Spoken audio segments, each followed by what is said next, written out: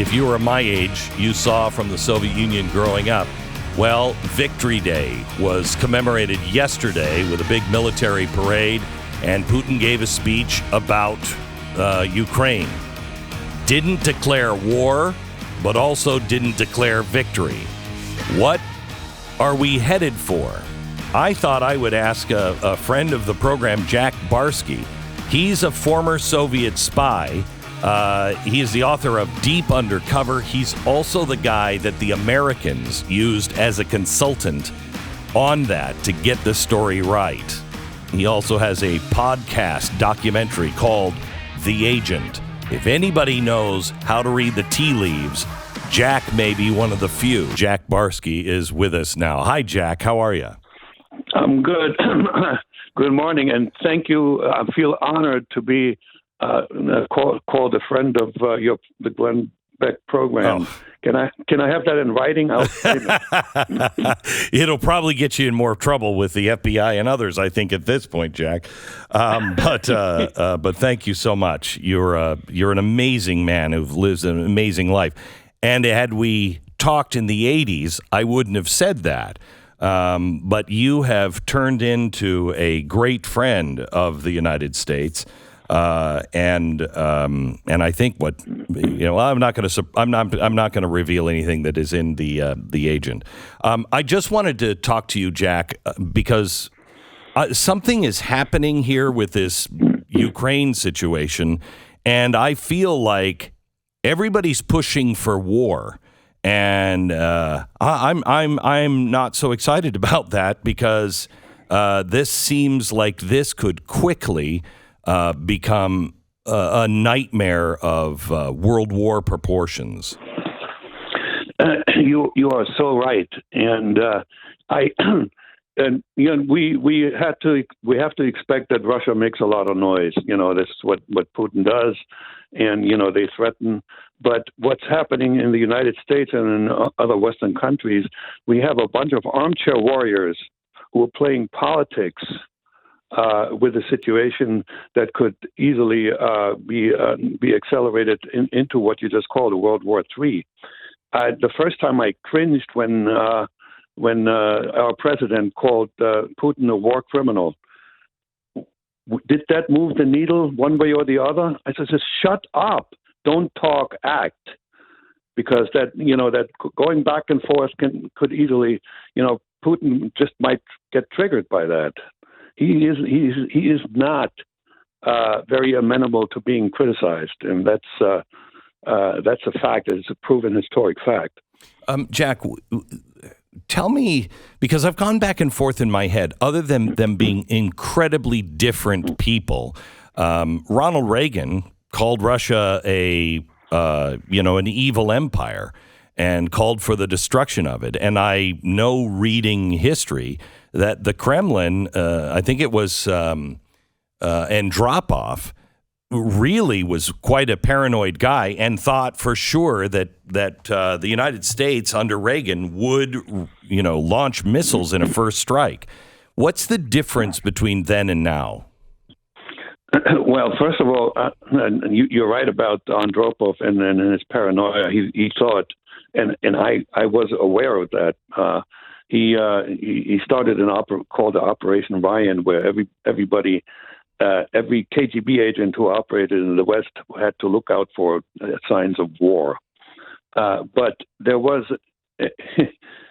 in those days, the Soviet Union was already weakened, and there was more fear than active aggression. The Soviet rulers did not want to go to war, and I think Vladimir Putin is very aggressive, and he's maneuvered himself into this position.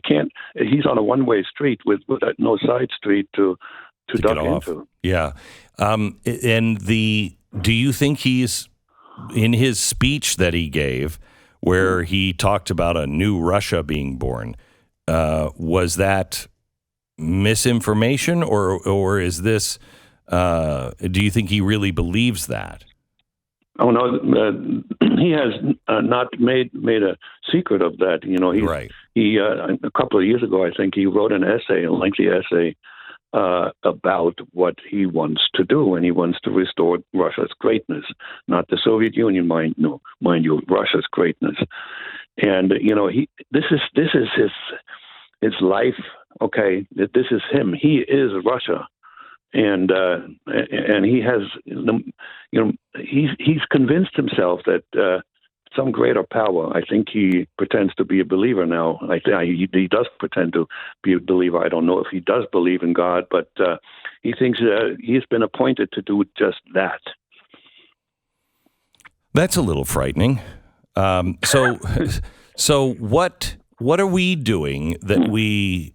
We came out for the first time, Jack, that I know of, and confirmed that we sunk the Russian flagship in the Black Sea, and that we confirmed that we are giving them all kinds of targeting information to target their generals. We are just beating our chest in a very terrifying way. Well, I don't know who we is. There's some leaker, right? And yeah. And then the media printed it. The Pentagon and Biden have denied that. Now we do admit that we provide intelligence, but to say that we contributed to the destruction, make this statement that we have proof. That's an exaggeration. My God, this country is populated by leakers, and everywhere you go, where you're supposed to keep things secret, it leaks out. Mm. So, what do you see happening here, Jack? As you're sitting watching all of this stuff unfold, somebody who grew up under that system, you probably know geopolitics, at least from a historic sense, probably better than most. So you understand what's going on here. You need to put yourself into the shoes of Vladimir Putin, his leadership, and the Russian people in general. And Putin looks at this conflict as a conflict between himself and the West, not just Ukraine. He isn't just saying it; he believes it, because this kind of thinking is rooted in Russian history. The Russian people and the Russian leaders have always been paranoid for a good reason. Ever since Russia was founded, it has been attacked from all sides, from the north, east, west, south. It was the Mongols, it was the Turks, it was the Vikings, it was Napoleon, and it was Hitler. So there's a paranoia gene in the Russian DNA, and Putin believes that the West is coming after him. And this only gets worse as we shut down all of the financing and pull all of our people out. And when I say our people, pull all of our financial systems and any of our businesses out of Russia. That has to speak volumes. It does, but I don't think it is as powerful as Americans like to believe, because Putin, we know that he's not stupid. He expected that. And when you look at what's happening right now, the ruble has stabilized. Mm-hmm. Putin still is I think in the last 2 months, he got more oil and gas revenue than in the 5 months before. And he has allies. I mean, right now China is allied with him, and India is at best neutral. Right. So he is not. This is like. His economy is like a set of gears that will have to deal with some sand, but I don't think we can bring him down to his knees. All right, back in just a second. So, Jack, do you feel we are close to war? Well, you're obviously closer to war than we were right. Just a few months ago, right? Are we close to nuclear war? It's partially wishful thinking, but partially also there's some reality behind that. My believing that we're not that close. I mean, Good. Putin in his speech did not threaten nuclear. Exploding some nuclear missiles. He was.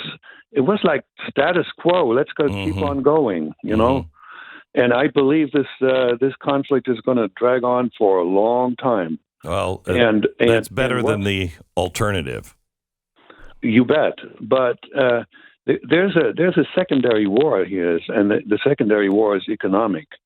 All right, because Western Europe is I think in great danger. We, as the United States, economically are not as much in danger because we have all the natural resources. Western Europe, if they can, they're so dependent on with regard to their energy that if that war drags out for a long time, they will be severely weakened. Well, we're not doing anything with our energy. And I tell you, Jack, I look at this and I think if I were a former Soviet spy and still could think like the other side, I'd be thrilled with what America was doing right now. We are dismantling ourselves. We have gas prices going through the roof. We haven't even hit the summer. We could be at $5 a gallon for the summer and maybe $7 or $8 for trucks, which will just cripple the nation. I just want to make one statement, which is not necessarily political, because, there's one thing about, talking about the ideology that runs rampant in the Democrat Party. But we are currently led by a bunch of people who don't know how to get things done. They don't know how to execute. And, we're shooting ourselves in the foot. And that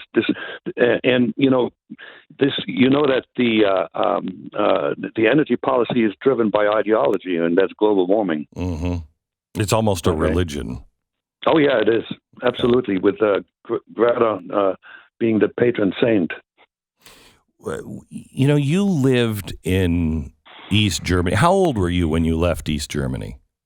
When I left East Germany, I was 26 because I went first to Moscow to improve my English. And when I came to the United States, I was 29. So you're 29 years old. You were recruited by the KGB.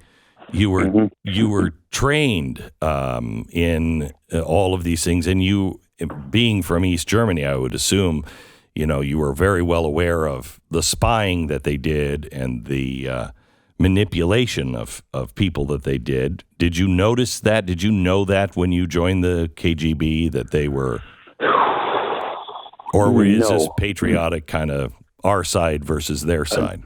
I was not. I was a patriot, but I also was a revolutionary. I was going to contribute to, build the paradise, the workers' paradise on earth, and I was ideologically 100% behind the Soviet Union, East Germany, KGB, the Stasi, simply because of ignorance. This is what happens in a state where all communication is regulated and it's owned by the state. We never got the truth.